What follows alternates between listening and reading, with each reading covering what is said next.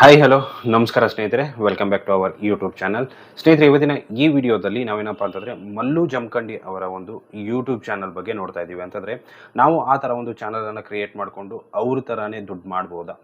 So ಅವ್ರು ಎಷ್ಟು ದುಡಿತಿದ್ದಾರೆ, ಅದೇ ರೀತಿ ಯಾವ ರೀತಿ ಇದೆ ಅವ್ರ ಚಾನಲ್ಲು ಕಂಪ್ಲೀಟಾಗಿ ಅವರ ಒಂದು ಚಾನಲ್ನ ರಿವ್ಯೂ ಮಾಡ್ತಾ ಇದ್ದೀವಿ. ಸೊ ವಿಡಿಯೋನ ಕಂಪ್ಲೀಟಾಗಿ ನೋಡಿ. ಸೊ ತುಂಬ ಒಂದು ತಿಳಿಯೋದು ಅಂತಂದರೆ ತುಂಬ ಒಂದು ನೀವು ಏನಪ್ಪ ಅಂತ ತಿಳ್ಕೊಬೋದು. ಸೊ ಈ ಥರ ಒಂದು ಎಂಟರ್ಟೈನ್ಮೆಂಟ್ ಒಂದು ಚಾನಲನ್ನು ಕ್ರಿಯೇಟ್ ಮಾಡಿಕೊಂಡು ನಾವು ಎಷ್ಟು ದುಡ್ಡು ಮಾಡ್ಬೋದು. ಸೊ ನಾನು ಕಂಪ್ಲೀಟಾಗಿ ಎಕ್ಸ್ಪ್ಲೈನ್ ಮಾಡ್ತೀನಿ, ಕೊನೆವರೆಗೂ ನೋಡಿ. ಅದೇ ರೀತಿ ಹೊಸದಾಗಿರೋರು ದಯವಿಟ್ಟು ಸಬ್ಸ್ಕ್ರೈಬ್ ಮಾಡೋದನ್ನು ಮರಿಬೇಡಿ, ಯಾಕಂದರೆ ಇದೇ ರೀತಿ ಹೆಚ್ಚಿನ ಒಂದು ವೀಡಿಯೋಸ್ಗಳು ನನ್ನ ಚಾನಲ್ ನಿಮಗೆ ಸಿಗ್ತಾ ಹೋಗುತ್ತೆ. ಸೊ ಮೊದಲಿಗೆ ಅವರ ಒಂದು ಚಾನಲ್ ನೋಡಬೇಕಪ್ಪ ಅಂತಂದರೆ ಮಲ್ಲು ಜಮಖಂಡಿ ಅಂತ ಒಂದು ಹೆಸರೇ ಇದೆ. ಸೊ ಅವರ ಹೆಸರನ್ನೇ ಇಟ್ಟಿದ್ದಾರೆ. ಅದೇ ರೀತಿ ಆಲ್ಮೋಸ್ಟ್ 2.5 ಮಿಲಿಯನ್ ಸಬ್ಸ್ಕ್ರೈಬರ್ಸ್ ಅವರ ಒಂದು ಚಾನಲಲ್ಲಿ ಇದ್ದಾರೆ. ಅವರ ಒಂದು ಚಾನಲ್ ಕ್ರಿಯೇಟ್ ಆಗಿದ್ದು ಯಾವಾಗಪ್ಪ ಅಂತಂದರೆ ಡಿಸೆಂಬರ್ 21, 2017ರಲ್ಲಿ. ಸೊ 2017ರಲ್ಲಿ ಅವ್ರು ಏನಂತಂದರೆ ತಮ್ಮ ಚಾನಲನ್ನು ಕ್ರಿಯೇಟ್ ಮಾಡ್ತಾರೆ. ಆಲ್ಮೋಸ್ಟ್ ಏನಂತಂದರೆ 537 ವೀಡಿಯೋಸ್ಗಳು ಇವರ ಒಂದು ಚಾನಲಲ್ಲಿ ಆಲ್ರೆಡಿ ಇದೆ. ಸೊ ಇವರ ಒಂದು ಚಾನಲ್ದು ಇದು.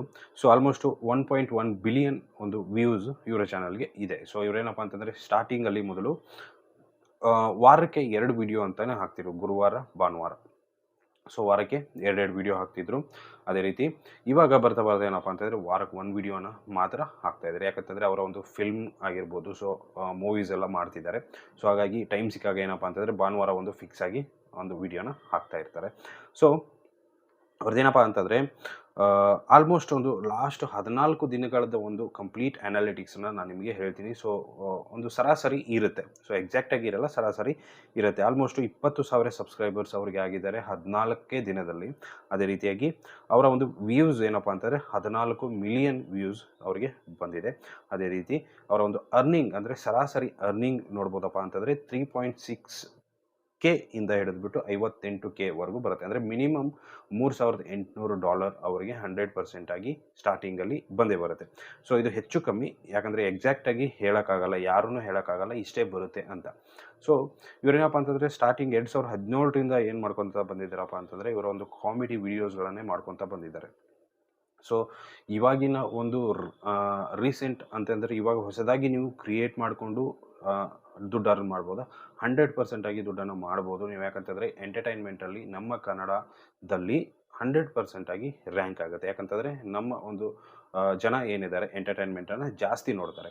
ಸೊ ಟೆಕ್ ಆಗಿರ್ಬೋದು, ನ್ಯೂಸ್ ಆಗಿರ್ಬೋದು ಸ್ವಲ್ಪ ಕಡಿಮೆ ಅಂತಲೇ ಹೇಳ್ಬೋದು. ಬಟ್ ಏನಂತಂದರೆ ಎಂಟರ್ಟೈನ್ಮೆಂಟ್ಗೆ ಜಾಸ್ತಿ ಜನ ಇದ್ದಾರೆ. ಸೊ ಅದಕ್ಕೋಸ್ಕರ ಎಂಟರ್ಟೈನ್ಮೆಂಟಲ್ಲಿ ನೀವು ಕ್ರಿಯೇಟ್ ಮಾಡಿಕೊಂಡು ಏನು ಮಾಡ್ಬೋದು, ಈಸಿಯಾಗಿ ದುಡ್ಡನ್ನು ಸ್ಟಾರ್ಟ್ ಮಾಡ್ಬೋದು ಯೂಟ್ಯೂಬಲ್ಲಿ.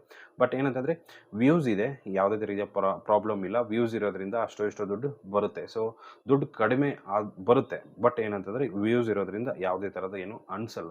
ಸೊ ಇವರ ಒಂದು ಚಾನಲ್ಸ್ ನೋಡೋದ್ರಿಂದ ಏನಾಗುತ್ತಪ್ಪ ಅಂತಂದರೆ ನೀವು ಆಲ್ಮೋಸ್ಟ್ ಒಂದು ಮಾಡ್ಬೋದು, ಯಾವುದೇ ಥರದ ಪ್ರಾಬ್ಲಮ್ ಇಲ್ಲ. ಯಾಕಂತಂದರೆ ವ್ಯೂಸ್ ಇದೆ. ಸೊ 14 ದಿನದಲ್ಲಿ 14 ಮಿಲಿಯನ್ ವ್ಯೂಸ್ ಇದೆ. ಸೊ 14 ಮಿಲಿಯನ್ ವ್ಯೂಸ್ ಅಂತಂದರೆ ಅದು ಅವ್ರಿಗೆ 1000 ವ್ಯೂಸ್ಗೆ ಆಲ್ಮೋಸ್ಟ್ 0.01 ಬಂದ್ರೂ ಕೂಡ ಅವ್ರಿಗೆ ಈಸಿಯಾಗಿ ಲಕ್ಷ ದುಡ್ಡನ್ನು ಅರ್ನ್ ಮಾಡ್ತಾರೆ.